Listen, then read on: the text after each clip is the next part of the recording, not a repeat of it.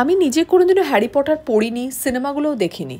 South সিটিতে Harry Potter মিনিসোর সাথে যে একটা টেম্পোরারি শপ ওপেন হয়েছে আমি গেছিলাম। তো আমার এখানে তো দেখে বেশ ভালো লাগছিল জিনিসগুলো, ইয়ালো মাফলার, বেশ সাদা সাদা প্যাঁচা।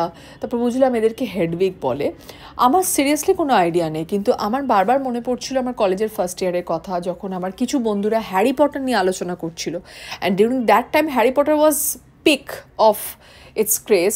তো সেই সময় আমার মনে আছে আমি নিজেকে বেশ স্মার্ট প্রমাণ করার জন্য মাথা নাড়ছিলাম এবং এমন একটা বিজ্ঞ একটা এক্সপ্রেশন দিচ্ছিলাম যে সবই তো জানি।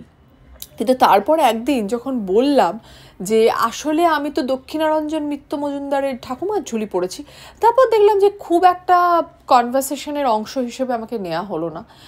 আমি জানি না যে এটা কেন হয়। একটা তো কারণ ডেফিনেটলি যে ইংরেজি বইয়ের রিডার অনেক বেশি, এটা তো আমাদের মানতেই হবে।